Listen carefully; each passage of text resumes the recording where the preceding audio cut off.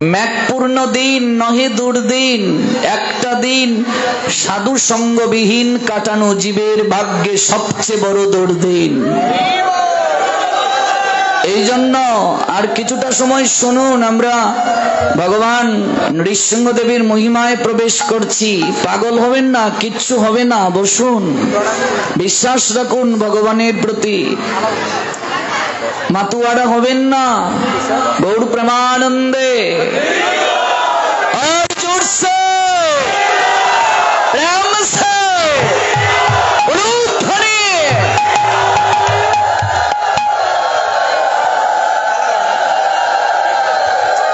এখন তো বৃষ্টির সময়ে, এরপরও ভগবান কৃপা করে ইন্দ্রদেবকে দিয়ে আমাদের সুযোগ দিয়েছেন। কেমন দিনে প্রায় দিন বৃষ্টি হয়েছে, কিন্তু পাঠের সময় হয় নাই। ভাগবতের শেষে যদি বৃষ্টি হয়, শাস্ত্রে লেখা আছে সেই যজ্ঞ অনুষ্ঠান ভগবান গ্রহণ করেছেন। কাজে এটা সৌভাগ্য, এটা বাড়ি যাওয়ার জন্য নয়। আচ্ছাদন আছে নাট মন্দির, বাড়ি যাওয়ার জন্য পাগল হচ্ছেন কেন? বসুন কৃপা করে। রূপার সনাতন সকল কিছু সমর্পণ করে দিলেন মহাপ্রভুর চরণে, দেখালেন কেমন করে আসতে হয়। দাঁত দিয়ে তৃণ কেন চিবিয়ে ধরলেন? তৃণভোজী প্রাণীরা দন্ত দিয়ে তৃণ নেয়, ঘাস নেয়, অর্থাৎ নিচু হয়ে ভগবানের কাছে আসতে হয়। তৃণভোজী প্রাণী যদি তৃণ নেয়, ঘাস নেয়, উঁচু করে নিতে পারবে না নিচু করতে হবে? ঘাসটা নেওয়ার সময় দাঁত দিয়ে যখন নেবে তখন উঁচু করে না নিচু করে? নিচু করে মহাপ্রভু তথা ভগবানের মন্দিরে আসতে হয়। তারপর কি মাথার মাঝে বোঝা, এটা বিষয়ের বোঝা, কামনা বাসনার বোঝা। এই বোঝা সকল জলাঞ্জলি দেব, এই জন্য এসেছি। আহা কি শিক্ষা বাবা, কি শিক্ষা, চিন্তা করুন। কামনা বাসনার সকল বুঝা জলাঞ্জলি দেব। আমার মাথা নত করে দাও হে তোমার চরণ ধুলার তলে, সকল অহংকার হে আমার ডুবাও চোখের জলে। নিজেরে করিতে গৌরব দান, নিজেরে কেবলই করি অপমান। আপনারে শুধু ঘেরিয়া ঘেরিয়া ঘুরে মরি পলে পলে। সকল অহংকার হে আমার ডুবাও চোখের জলে। আমারে না যেন করি প্রচার আমার আপন কাজে, তোমারই ইচ্ছা করো হে পূর্ণ আমার জীবন মাঝে। যাচি হে তোমার চরম শান্তি, পরাণে তোমার পরম কান্তি। আমারে আড়াল করিয়া দাঁড়াও হৃদয়ে পদ্ম দলে। সকল অহংকার হে আমার প্রভু ডুবাও চোখের জলে। প্রহ্লাদ মহারাজ এমন ভাবে আহুতি নিবেদন করেছিলেন, সকল কিছু ভগবানের চরণে সমর্পণ করে দিয়েছিলেন, সব কিছু সমর্পণ করে দিলেন, যে ভগবান নৃসিংহদেবের এই অপ্রাকৃত তিথিকে আমরা পালন করার জন্য আমরা আয়োজন করেছি। সেই ভগবান 10 অবতারের মাঝে নৃসিংহদেব হলেন চতুর্থ অবতার। মৎস্য, কূর্ম, বরাহ, নৃসিংহ, বামন, পরশুরাম, রাম, বলরাম, বুদ্ধ, কল্কি, এই 10 অবতারের মাঝে চতুর্থ নৃসিংহ। নৃসিংহ অবতার কেন এলেন? আসার কারণ হলো হিরণ্যকশিপু তৎকালীন সময়ে ব্রহ্মার বরে বলিয়ান হয়ে সকল কিছুতে অধিকার প্রাপ্ত করেছিল। সত্যযুগে হিরণ্যকশিপু নামে মহাশক্তিশালী দৈত্য স্বর্গের রাজা ইন্দ্র সহ সকল দেবতাদেরকে যুদ্ধে পরাজিত করে বিশ্ব ব্রহ্মাণ্ডের একচ্ছত্র অধিপতি হয়ে বসে নিজের অমরত্ব লাভের জন্য খালি গায়ে 2 হাত তুলে নিরবচ্ছিন্ন ভাবে পায়ের আঙ্গুলের উপর ভর করে ব্রহ্মার আরাধনা করেছিল 36,500 বছর। তৎকালীন সময়ে মানুষ বাঁচত কয় বছর? 1 লক্ষ বছর। 1 লক্ষ বছর। তন্মধ্যে 36,500 বছর কেবল আরাধনাই করেছে ব্রহ্মার। কারণটা কি? অমরত্ব লাভের জন্য। প্রবল বেগে বৃষ্টি হবে না, বসুন, পাঠ শেষ হলে পরে হবে। পুষ্প বৃষ্টি যদি হয় তাহলে আরো ভালো, মঙ্গল হয়ে গেল। আর আমরাও একটু ভিজে সকল ময়লা ধুয়ে দিয়ে গেলাম। কাজেই ব্যস্ত হওয়ার দরকার নাই। ভিজলে একসঙ্গে ভিজবো, যদি ভগবান দেন প্রবল বৃষ্টি দেন, আর না দিলে না, যা হওয়ার হবে। এসেছি যেহেতু তোমার চরণে, ওইখানেই বসে থাকবো। বাহির থেকে যারা এসেছেন, যদি যেতেও না পারেন, নিশ্চয়ই পাকুল্লা গ্রামে আপনাদের থাকার ব্যবস্থা তারা নিশ্চয়ই করবেন। এত বড় অনুষ্ঠান করতে পেরেছেন আর এটা পারবেন না, তো ব্যস্ত হওয়ার দরকার নাই। 36,500 বছর ধরে কৃচ্ছতা অবলম্বন করে সাধনা করলেন। এক সময় হিরণ্যকশিপুর মাথার উপরিভাগ থেকে আগুন আর ধোঁয়া বাহির হতে শুরু করলো। বিশ্ব ব্রহ্মাণ্ডের সকল প্রাণীর জীবন সংশয় হয়ে পড়ল। এত কঠিন থেকে কঠিন আরাধনা, সকল দেবতারা সৃষ্টিকর্তা ব্রহ্মার নৈকট্যে গেলেন যে আর তো বাঁচার উপায় নাই। যেভাবে তাপ ছড়িয়ে যাচ্ছে, আগুনের ফুলকি ছড়িয়ে যাচ্ছে, কে আরাধনা করছে এমন ভাবে? ব্রহ্মা বলছেন আমার আরাধনা করছে হিরণ্যকশিপু। ভয় নেই তোমাদের। ব্রহ্মা তখন হিরণ্যকশিপুর নৈকট্যে আবির্ভূত হলেন। বলো বৎস, কি চাও তুমি আমার নিকটে? কেন এত কঠোর ভাবে তুমি আমার আরাধনা করছো?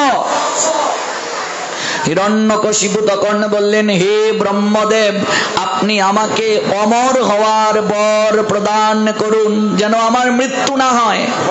আসরিক ভাব সম্পন্ন যারা, ওরা মরতে চায় না জগতে, ওরা নিজেদেরকে বাঁচিয়ে রাখতে চায়, কিন্তু এটি সম্ভব নয়। জাতস্য হি ধ্রুব মৃত্যু ধ্রুবম জন্ম মৃতস্য চ। ব্রহ্মা বললেন, দেখো বাবা, আমারও তো মৃত্যু আছে এক সময়। দেবতার গণনায় 100 বছর ব্রহ্মার আয়ু। তা আমি তোমাকে কি করে অমরত্বের বরটা দেব বাবা? আমি তো তোমায় অমরত্বের বর দিতে পারবো না। অমরত্বের বর ব্যতীত তুমি আমার কাছে যা চাইবে আমি তোমায় তাই দিতে পারবো।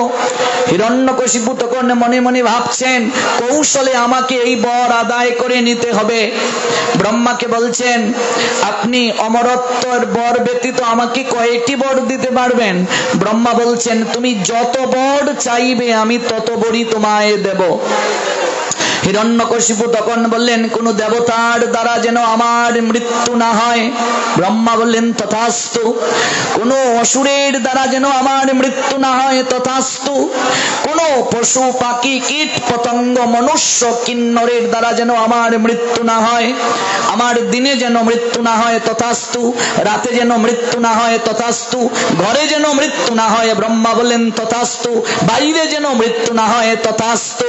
আমার 12 মাসের মাঝে কোনো মাসেই যেন মৃত্যু না হয়। ব্রহ্মা বললেন, তথাস্তু। আমার ঊর্ধ্বে আকাশে যেন মৃত্যু না হয়, বললেন তথাস্তু। আমার পাতালে যেন মৃত্যু না হয়, বললেন তথাস্তু। আমার ভূমিতে যেন মৃত্যু না হয়, তথাস্তু। ব্রহ্মা বললেন, আরো কোনো কিছু চাওয়ার কি বাকি আছে? হিরণ্যকশিপু মনে মনে ভাবছেন, ঘরেও যদি মৃত্যু না হয়, বাইরেও যদি মৃত্যু না হয়, আকাশে পাতালে যদি মৃত্যু না হয়, দিনে যেন মৃত্যু না হয়, রাতেও যদি মৃত্যু না হয়, অসুর কীট পতঙ্গ মনুষ্য দেবতা রাক্ষস দক্ষ যক্ষ কিন্নর পশু পাখি কীট পতঙ্গ কারো দ্বারা যদি মৃত্যু না হয়, তাহলে তো আমার মৃত্যুটা হবেই না। আর তো আমার কোনো কিছু চাওয়ার নেই ব্রহ্মদেব। ব্রহ্মা তখন বলছেন, দেখো পুত্র, তুমি কঠোর সাধনা করে আমার কাছ থেকে এই বর প্রাপ্ত হয়েছ। এই সাধনার কারণে তুমি বর প্রাপ্ত হয়েছ। অহংকারী হইও না, তাহলে এই সাধনাই তোমাকে মৃত্যুর দিকে নিয়ে যেতে পারে। অহংকার মানুষকে নিম্নগতি প্রাপ্ত করায়। অহংকার করিও না পুত্র, আর বাক সংযম রাখিও। এই কথা বলার কারণে রাজা তার রাজ সিংহাসন পর্যন্ত হারায়। দেখেছেন না ঘটনা অচিরেই? একমাত্র কথার দ্বারা। এই জন্য বাক সংযম রাখবে, ক্রোধ সংযম রাখবে। তোমার যে বর তোমার প্রাপ্তি হয়েছে, কিন্তু তুমি যদি অহংকার করো হিতে বিপরীত হবে। এই কথা বলে ব্রহ্মা চলে গেলেন। হিরণ্যকশিপু মনে মনে ভাবলেন, আমার তো তাহলে মৃত্যুই নেই। সর্বপ্রথমেই তিনি দেবতাদেরকে স্বর্গ থেকে বের করে স্বর্গের একচ্ছত্র অধিকার প্রাপ্ত হলেন, ত্রিজগতের একচ্ছত্র অধিকার প্রাপ্ত হলেন। সবাইকে বললেন, এই যত বিষ্ণু মন্দির আছে সেই মন্দির থেকে বিষ্ণুর বিগ্রহ সরিয়ে আমার বিগ্রহ বসিয়ে দাও। মানুষ দেখবে ক্ষমতা পেলে শুধু নাম মুছা শুরু করে, বুঝতে পেরেছেন? যার আমলে ক্ষমতা তার নাম চলবে, বাকি নাম মুছো, তার ছবি টাঙ্গাও। এগুলো ভাগবত থেকে শিক্ষা নাও। সব ছবি সরিয়ে দাও, আমার ছবি বসিয়ে দাও। তাই করা হলো, সব মন্দিরে হিরণ্যকশিপুর ছবি বসিয়ে দেয়া হলো। ওম নমঃ ভগবতে বাসুদেবায়। আজ থেকে এই নাম কেউ জপ করবে না, মন্ত্র জপ করবে না, তোমরা সবাই বলবে ওম নমঃ হিরণ্যকশিপায় নমঃ। হরি বলতে কেউ নাই, হিরণ্যকশিপু বলছে আমি হরি, আমাকেই আরাধনা করবে তোমরা। চারিদিক অশান্ত হয়ে গেল, সবাই ভীত সন্ত্রস্ত, আর উপায় নাই। সকল দেবতারা অশান্ত, এই ব্রহ্মাণ্ডে আর তারা শান্ত থাকতে পারলেন না। গাভীর রূপ ধারণ করলেন ধরণী। ধরণী সব সহ্য করতে পারেন, কিন্তু ধরণী কখনো অসুরের বিষাক্ত নিঃশ্বাস সহ্য করতে পারেন না। ধরণী গাভীর রূপ ধারণ করে সকল দেবতাদেরকে সঙ্গে নিয়ে ভগবান শ্রীহরির নিকটে গমন করলেন। ভগবান শ্রীহরি বললেন, ব্রহ্মার বরে আজকে হিরণ্যকশিপু বলিয়ান হয়েছে, তোমরা চিন্তা করো না, আমি অচিরেই তার বিপাক্ষিক শক্তি পাঠাবো। আমারই এক প্রিয়তম ভক্তকে আমি পাঠাবো, কারণ খেলা তো এক পক্ষে জমে না, দুই পক্ষ তো দরকার। তাই আমি তার নিজের ঘরে পাঠাবো তার পুত্র রূপে একজনকে, যার নাম প্রহ্লাদ মহারাজ।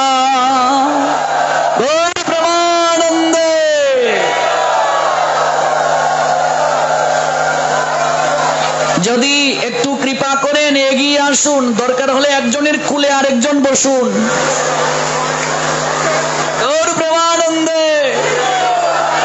এত বৃষ্টির মাঝেও কেউ যাচ্ছে না, ভাগবতকে তারা কত ভালোবাসে। ইন্দ্রদেব ভাবছেন আজকে আমিও একটু সেবা করে দেই সবার। সবাই কৃপা করে একটু এগিয়ে আসুন, এগিয়ে আসুন।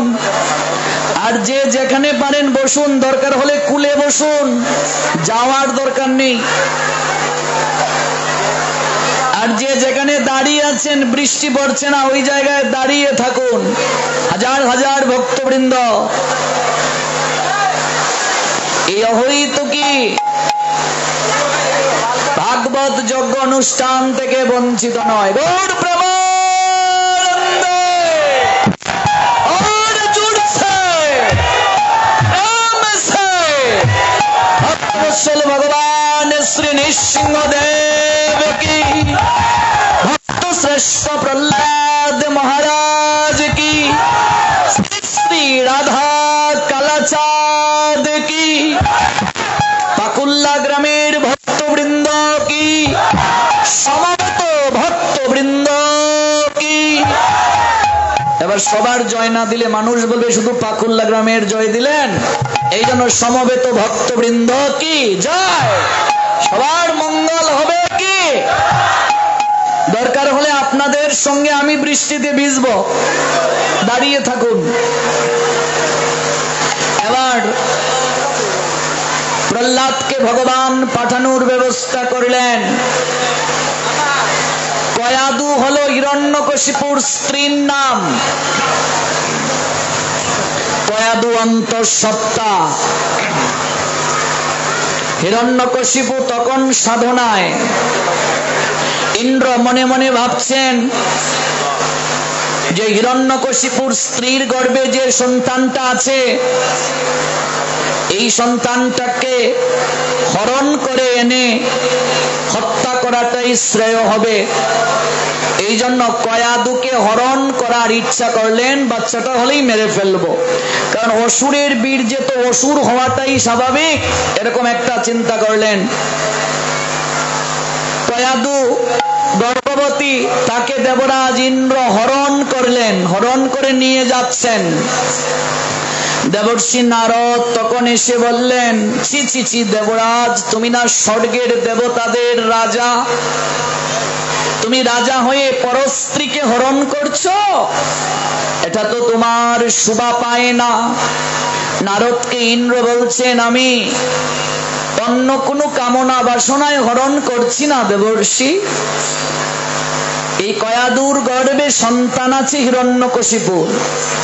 হিরণ্যকশিপু যে উৎপাত করছে, তাই ওর সন্তান হওয়ার পরই আমি হত্যা করব তাকে। অসুরের গড়ে তো অসুর হওয়ার সম্ভাবনাটাই বেশি। তখন ইন্দ্র বললেন না, নাদ ইন্দ্রকে বললেন দেবরাজ, ইন্দ্রকে বললেন দেবর্ষি নারদ, না, তোমার এই ধারণাটা ভুল ইন্দ্র। অসুরের গড়েও দেবতা হতে পারে যদি সেই মা গর্ভ সংস্কার করে। এই জন্য মনে রাখবে, গর্ভ সংস্কার আলাদা সফটওয়্যার। কেমন করে বাচ্চা নেবে, তিথি নক্ষত্রের বিষয় আছে। ঋতুকালীন সময়ে কোন সময়ে বাচ্চা নেবে, ঋতুকাল হওয়ার পর কোন দিবসে বাচ্চা নেবে, এগুলো শাস্ত্রে আছে। এটা হচ্ছে প্রথম পর্ব। দ্বিতীয় পর্ব, পিতা যে মানসিকতায় বীর্য নিক্ষেপ করবে, এই সময়টায় যেরকম মনোবৃত্তি থাকবে, সন্তানের মানসিকতা সেরকম হবে। এটা দ্বিতীয় ধাপ।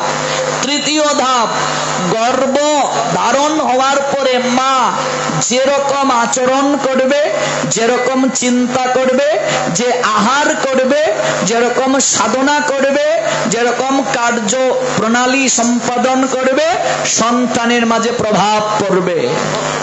মা বাবা যদি এই সময়ে কামনা বাসনা পূর্ণ ভাব নিয়ে একত্রিত হয়, অশালীন বাক্য উচ্চারণ করে, অশ্লীল শব্দ ব্যবহার করে, সন্তান চরিত্রহীন হবে, সন্তান পশুভাব সম্পন্ন হবে। এই জন্য অন্তঃসত্ত্বা হওয়ার পরে স্বামী স্ত্রীর সম্বন্ধটা হবে অকৃত্রিম। ভাই বোন যেরকম সম্বন্ধে থাকে, সন্তান হওয়ার আগ পর্যন্ত এরকম সম্পর্ক থাকবে।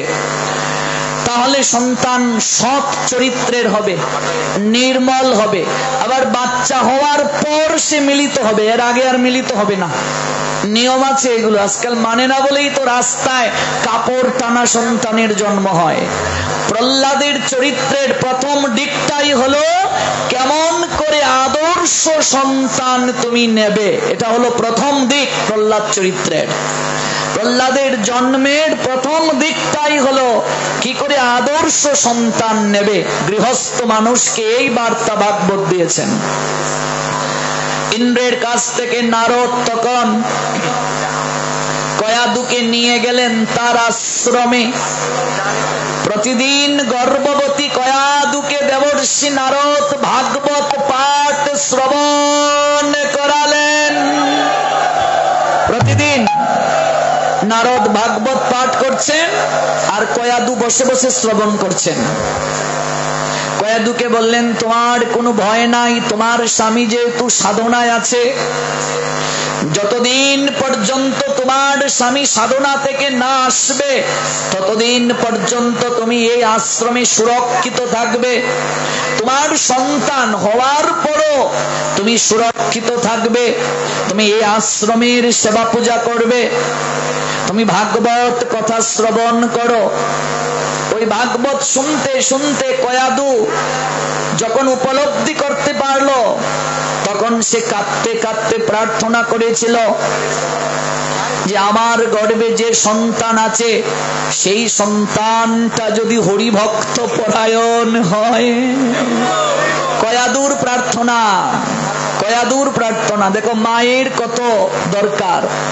আমার সন্তানটা যদি হরিভক্ত পরায়ণ হয়, আমার সন্তানটা যদি হরিভক্ত পরায়ণ হয়। কাঁদতে কাঁদতে প্রার্থনা করেছিলেন নারদের চরণে, ভাগবতের চরণে কাঁদতে কাঁদতে প্রার্থনা নিবেদন করেছিলেন। যথা সময়ে পুত্র সন্তানের জন্ম হলো, তার নাম রাখা হলো প্রহ্লাদ। গৌর প্রেমানন্দে।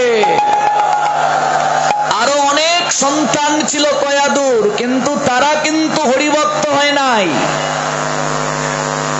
তাহলে প্রহ্লাদ কেন হলো? গর্ভ সংস্কারের কারণে। এই জন্য অষ্টম মাসে প্রত্যেক নারীকে গর্ভ সংস্কার করাতে হয়। যজ্ঞের মাধ্যমে গর্ভ সংস্কার করতে হয়। গর্ভ সংস্কারটাও আমাদের সংস্কার, প্রত্যেকটা সংস্কার। গর্ভ সংস্কারের পর যখন বাচ্চা হবে, অন্নপ্রাশনটাও যজ্ঞের মাধ্যমে করতে হয়। শুদ্ধ ভক্তের দ্বারা মুখে ভাত দিতে হয়। প্রথম আপনার সন্তান জীবনের প্রথম অন্ন খাবে একজন আচরণশীল সাধুর হাতে যদি হয়, আর যদি যজ্ঞ করা হয়, সেই সন্তানের যদি কোনো দোষ ত্রুটি থাকে, ওই যজ্ঞের মাধ্যমে সব ধ্বংস হয়ে যাবে। এগুলোকে সংস্কার বলে, সংস্কার। সেই প্রহ্লাদ, তাকে দর্শন করে হিরণ্যকশিপু খুব আনন্দ প্রাপ্ত হয়েছিলেন। শুক্রাচার্যের দুই পুত্রের কাছে পাঠিয়েছিলেন শিক্ষার জন্য, অথচ বাল্যকাল থেকেই প্রহ্লাদ হরিভক্তি পরায়ণ, পেটের ভেতর থেকেই তো ভাগবত শিখে বের হয়েছে। সেইখানে সাথীদেরকে নিয়ে, বন্ধুদেরকে নিয়ে সেখানে সে খেলা খেলে, নামের খেলা খেলে, ভগবানকে ডাকে। সব সংবাদ হিরণ্যকশিপুর কাছে এলো। ডাকা হলো শুক্রাচার্যের পুত্রগণকে, আপনারা কে শেখালেন আমার পুত্রকে? কি সংস্কার দিলেন? আমার শত্রুর গুণগান করে। প্রহ্লাদকে বহুবার বুঝানো হলো, এই জায়গা থেকে সরানো সম্ভব হলো না। পরবর্তীতে পিতা সেই পুত্রকে হত্যা করার সিদ্ধান্ত নিলেন। সংক্ষেপে বলছি, চিন্তা করুন, একটা পিতা তার সন্তানকে হত্যা করে। কেন? অপরাধ কি? হরিকে ডাকে বলে। আজকাল আমাদের সমাজেও হিরণ্যকশিপুর মতো পিতা আছে। সন্তান প্রসাদ পেলে বাধা দেয়, সন্তান হরিনাম করলে বাধা দেয়, কণ্ঠে মালা দিলে বাধা দেয়, ভাগবত পাঠে গেলে বাধা দেয়। হিরণ্যকশিপুর মতো পিতা আমাদের সমাজে আছে। আগুনে নিক্ষেপ করা হলো হত্যা করার জন্য, সমুদ্রে ফেলে দেয়া হলো, পর্বতের শিকড় থেকে ফেলে দেয়া হলো, বুকের মাঝে শুল বিদ্ধ করা হলো, পাগলা হাতির পায়ের নিচে পেষ্টন করা হলো, বিষ পান করানো হলো, বিষাক্ত কালো সর্প দ্বারা সুবল দেওয়ানো হলো। কোনো কিছুর দ্বারাই তাকে হত্যা করা সম্ভব হয় নাই। প্রতিটা সময়ই ভগবান শ্রী হরি তাকে রক্ষা করেন। রাখে হরি, মারে কে? মারে হরি, রাখে কে? হরি এসেছেন সর্বত্র রক্ষা করার জন্য। হিরণ্যকশিপু ভয় পেয়ে গেলেন। তখন হিরণ্যকশিপুর ভগিনী, যার নাম হোলিকা, সে বলছে, দাদা তুমি একদম চিন্তা করো না, আমি ব্রহ্মাকে আরাধনা করে একটা শাড়ি পেয়েছি। ওই শাড়িটা আগুনে পুড়াবে না। এই শাড়িটা পরে আমি প্রহ্লাদকে নিয়ে অগ্নিকুণ্ডে প্রবেশ করব, তুমি অগ্নিকুণ্ড সাজাও। আমার তো শাড়ি আছে, আমি সুরক্ষা পাবো, প্রহ্লাদ মরে যাবে। দেখো, পিসি আর ভাইয়ের ছেলের মধ্যে কত মধুময় সম্পর্ক না। অনেক সময় মামার বাড়ি থেকেও পিসির বাড়ির আদর বেশি হয়। কেউ কেউ বলে মামার বাড়ি পিসির বাড়ি, এইটা দুইটা হচ্ছে আদরের জায়গা, বুঝলে? পিসির বাড়ি খুব আদরের জায়গা। তো পিসির মা যখন এসেছে প্রহ্লাদকে কুলে তুলে নিতে, তখন প্রহ্লাদ পিসিমা পিসিমা বলে খুব আনন্দ সহকারে গিয়ে কুলে উঠলো। কিন্তু সে তো জানে না তার পিসি তাকে হত্যা করার জন্য কুলে করে নিয়ে যাচ্ছে। কেমন পিসি চিন্তা করো। আগুন চারিদিকে জ্বালানো হলো। হোলিকা কুলে করে প্রহ্লাদকে ভেতরে প্রবেশ করলো, আগুনের ভেতরে। ব্রহ্মা তখন বললেন, হোলিকা, আমি তোমায় শাড়ি দিয়েছিলাম তোমার সুরক্ষার জন্য, আর তুমি এই শাড়ি একজন হরি ভক্তকে হত্যা করার জন্য তুমি এটা ব্যবহার করছো। আমি তোমার বর কেড়ে নিলাম, যে বর তোমাকে দিয়েছিলাম এই বর আমি কেড়ে নিলাম। সঙ্গে সঙ্গে হোলিকার সারা গায়ে আগুন লেগে গেল। কৃষ্ণ ভক্ত, হরি ভক্ত, বিষ্ণু ভক্ত জেনে ব্রহ্মা টেনে কুলে তুলে নিলেন। হরি ভক্ত সর্বত্র দেবতাদের কৃপা পায়। হোলিকা দহন হলো। দোল পূর্ণিমার আগের দিন হোলিকার মৃত্যু হয়েছিল, ওই প্রহ্লাদের পিসির মৃত্যু। আমরা দেখবেন দোল পূর্ণিমার আগের দিন মেষের লোম দিয়ে, আপনাদের অঞ্চলে হয় কিনা জানি না, বেগুন দিয়ে একটা ঘরের মাঝে আগুন জ্বালিয়ে দেই। আপনারা করেন দোল পূর্ণিমার আগের দিন? এটা হলো হোলিকা দহন, প্রহ্লাদের পিসিমার দহন। এই দিন প্রহ্লাদকে কুলে নিয়ে দোল পূর্ণিমার আগের দিন অগ্নিকুণ্ডে প্রবেশ করেছিল হোলিকা। এরপরের দিন কৃষ্ণ ভক্তরা, হরি ভক্তরা আনন্দে রং খেলে। এই যে হোলি বলি না আমরা, হ্যাপি হোলি, হোলি আসলো কোথা থেকে? প্রহ্লাদের পিসির নাম থেকে। ওই হোলিকা থেকে হুলি, হুলি থেকে হোলি, অপভ্রংশ ব্যাকরণের ভাষায়। হোলিকা দহন। রাধা গোবিন্দের দোল যাত্রাটা তো আলাদা উৎসব। এটা হলো আবির দেয়া হয় চরণে, আর রং যে খেলো এটা হলো হোলিকা দহনের আনন্দ। অসুরের বিনাশ হলো, হরিভক্তরা আনন্দে রং খেলে, ওই হলো হোলি। হোলি আমরা বলি না হ্যাপি হোলি, এটা হোলিকা থেকে এসেছে, প্রহ্লাদের পিসির নাম থেকে। হিরণ্যকশিপু ভয় পেয়ে গেল। প্রহ্লাদকে কোলে নিয়ে বলছে, পুত্র একবার তুমি আমায় বলো তোমাকে কে রক্ষা করে? তখন বলছেন, হরি আমায় রক্ষা করেন পিতাশ্রী। আপনি এখনো হরির চরণে শরণ নিন। আপনার যে ক্ষমতা, বালির বাদ উড়ে যাবে, এখনো সময় আছে, আপনি শ্রীহরির চরণে সমর্পিত হন। তোর হরি থাকে কোথায়? আমার হরি সর্বত্র থাকেন। এই যে স্তম্ভ, ফটিক স্তম্ভ, ওর মাঝে তোর হরি আছে, আছেন পিতাশ্রী। তুই দেখতে পাচ্ছিস, আমি কেন দেখতে পাচ্ছি না?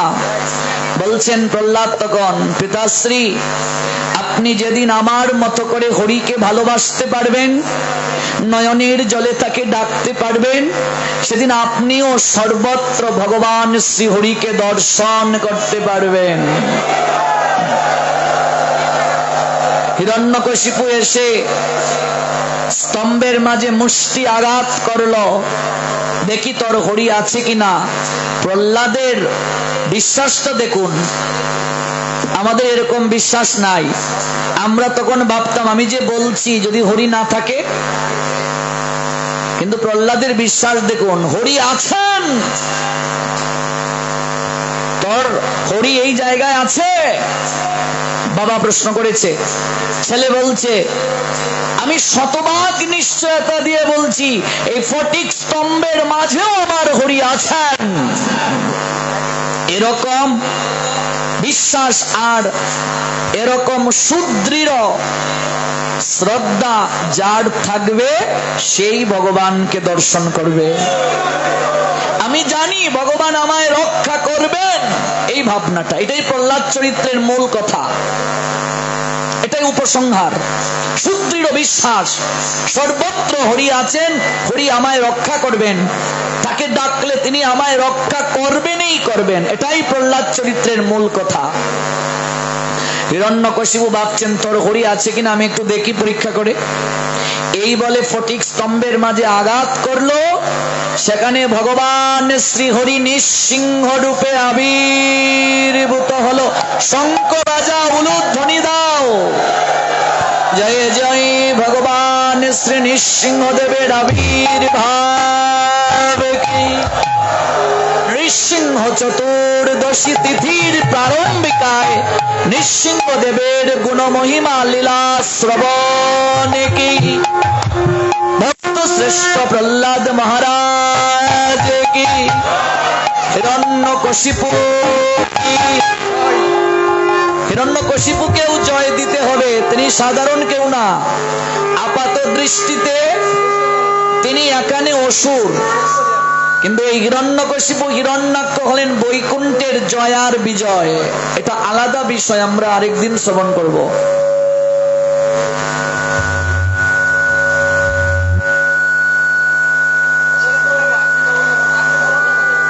ভগবান নৃসিংহদেব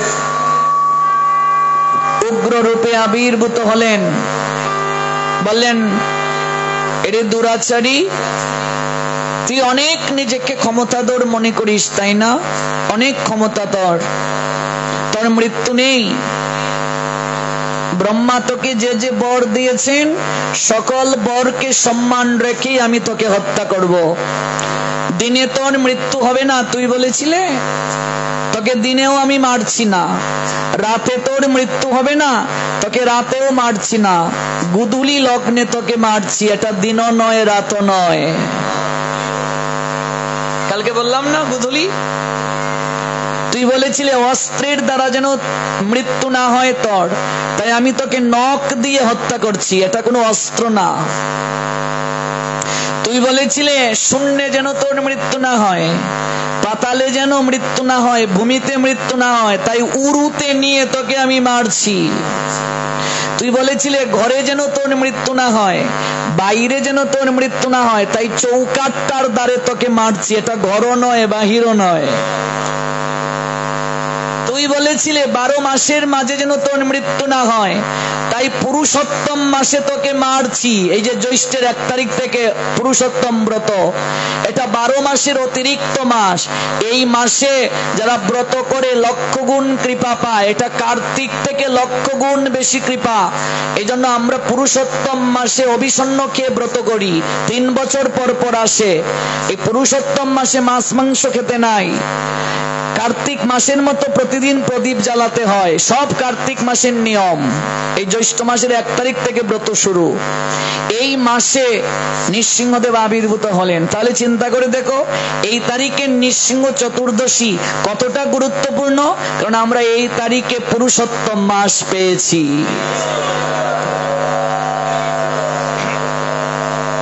তুই বলেছিলে কোনো দেবতার দ্বারা যেন তোর মৃত্যু না হয়, পশু দ্বারা মৃত্যু না হয়, অসুরের দ্বারা মৃত্যু না হয়, কীট পতঙ্গর দ্বারা মৃত্যু না হয়, কোনো পক্ষীকুলের দ্বারা মৃত্যু না হয়।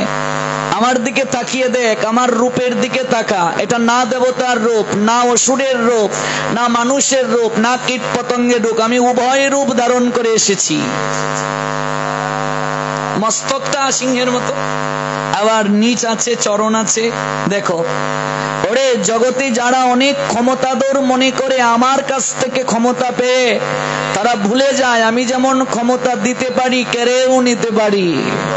তাই ব্রহ্মাকে দিয়ে তোকে ক্ষমতা দিয়েছি, আর তুই এটা উপলব্ধি করতে পারিসনি। ক্ষমতা পেয়ে তুই কৃতজ্ঞতা স্বীকার করতে ভুলে গিয়েছিস, তাই ক্ষমতা আমি কেড়ে নেয়ার জন্য এসেছি, তোকে মৃত্যু দান করে। এটাই হলো মূল কথা, যে আমরা যেন অহংকার না করি, ক্ষমতা পেয়ে যেন আমরা অহংকারী হয়ে না যাই, সেবা করতে যেন ভুলে না যাই, নিজের ইন্দ্রিয় তৃপ্তি যেন না করি ক্ষমতা পেয়ে, তা না হলে শাস্তি পেতে হবে। হিরণ্যকশিপুর বধ হলো, এমন উগ্র রূপ ধারণ করলেন, দেবতারা পর্যন্ত ভয় পেয়ে গেলেন। লক্ষ্মী দেখলেন এই রূপ তো আমি কোনোদিন আর দেখি নাই আমার প্রভুর। সকল দেবতারা প্রহ্লাদের কাছে গেলেন। প্রহ্লাদ যখন স্তব স্তুতি করলেন, তখন ভগবান শান্ত হলেন।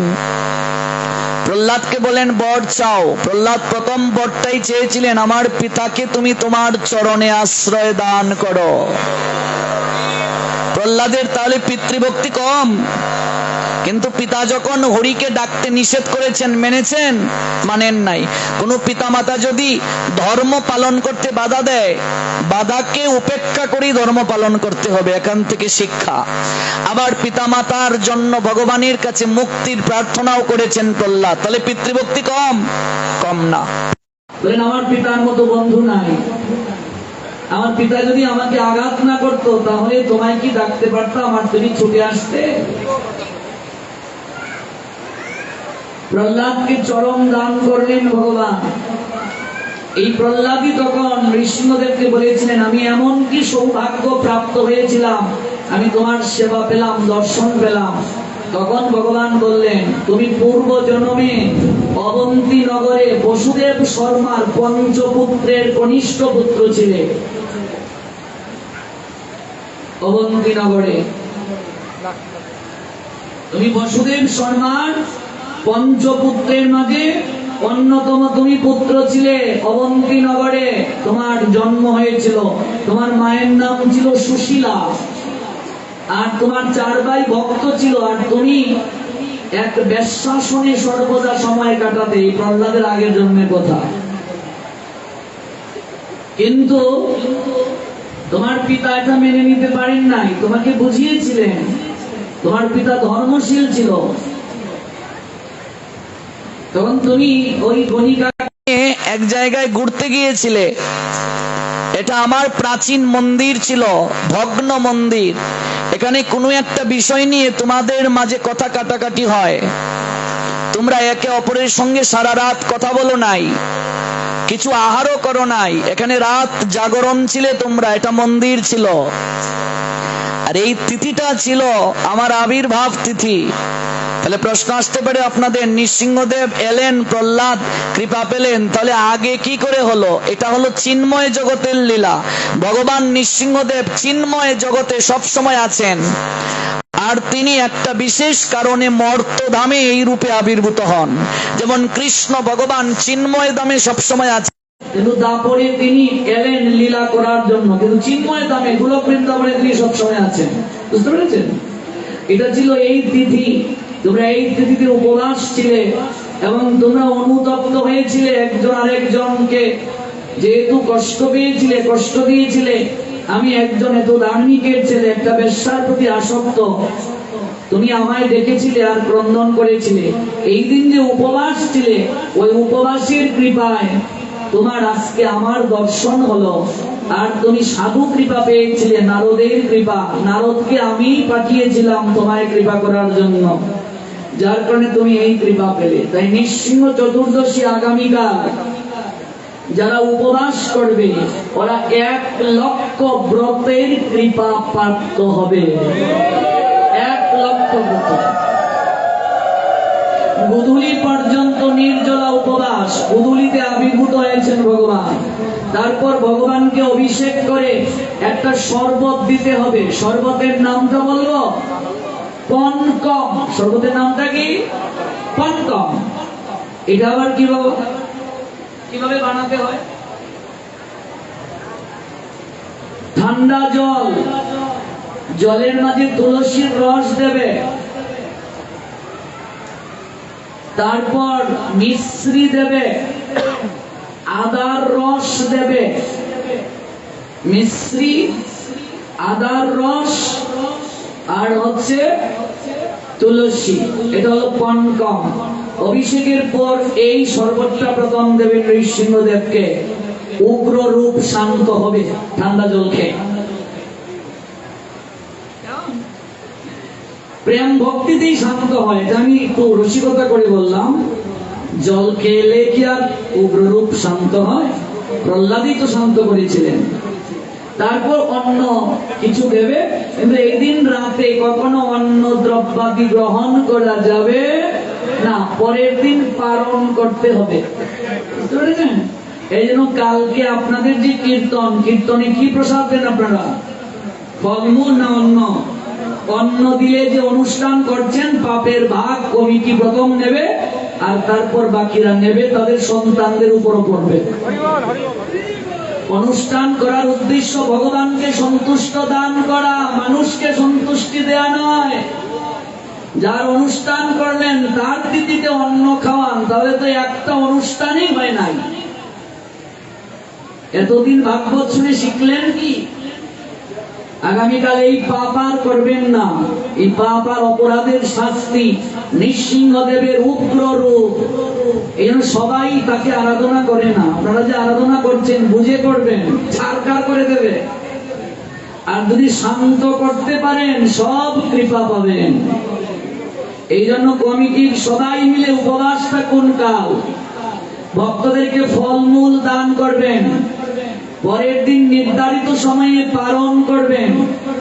বহু জায়গায় দেখা যায় নৃসিংহদেবের মন্দির, নৃসিংহর অনুষ্ঠান, কমিটি উপবাস থাকে না, ওরা বেশি শাস্তি পাবে।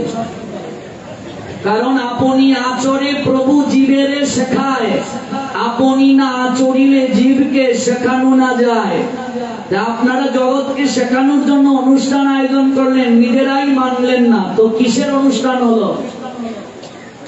গীতায় আছে লেখা, শ্রেষ্ঠ ব্যক্তি যা আচরণ করে অপর সাধারণ জন তাকে অনুকরণ করে। তিনি যা জগতের বুকে প্রমাণ রাখেন সবাই তা গ্রহণ করে। বাবা যদি সিগারেট খেয়ে ছেলেকে বলে সিগারেট খেও না, ছেলে মানবে? ছেলে বাপকে বলবে তুমি খাও আর আমাকে বলো? আগামীকাল যারা অন্ন দান করবে দাতা নরকে যাবে। দান যারা করবে, অন্ন প্রসাদের যারা দান করবে, আর যারা ভুক্তা মানে ভোজন করবে তারা নরকে যাবে। আর যারা আয়োজনকারী ভক্ত, আয়োজন করবে যারা, রন্ধন করবে যারা, ক্রয় করবে যারা, বিতরণ করবে যারা, সম অপরাধে অপরাধী হবে। মহাদেব পর্যন্ত এই ব্রত পালন করেছেন অসুরকে বধ করার জন্য। দেবরাজ ইন্দ্র এই ব্রত পালন করেছেন তার দেব সেই চেয়ার ফিরে পাওয়ার জন্য, ইন্দ্রত্বের চেয়ার। সকল দেবতারাও এই ব্রত পালন করেন। আর আমরা মনুষ্য জীব, এই ব্রত যদি পালন না করি আমাদের কি উদ্ধার হবে? ভগবান নৃসিংহদেব আমাদের সুমতি দান করুন, কৃপা করুন, করুণা করুন, শরীরে শক্তি দান করুন, আমরা যেন তার ব্রত পালন করে তার বিশেষ কৃপা লাভ করতে পারি। নৃসিংহ যারা চতুর্দশী পালন করবে ব্রত, কায় মনোবাক্যে তাদের দুর্ঘটনায় মৃত্যু হবে না। তিনি সংকট নাশ করেন, সর্ববিঘ্ন বিনাশ করেন, তারা দুঃস্বপ্ন দেখবে না কখনো। কায় মনোবাক্যে নৃসিংহ স্তুতি যারা প্রতিদিন করে তাদের সংকট নাশ হয়ে যায়, দুঃস্বপ্ন নাশ হয়ে যায়, ভয় নাশ হয়ে যায়, আর তাদের মৃত্যু জয় হয়। শেষের দিনে মৃত্যুটা স্বাভাবিক মৃত্যু হয়, অস্বাভাবিক মৃত্যু হয় না। এটাই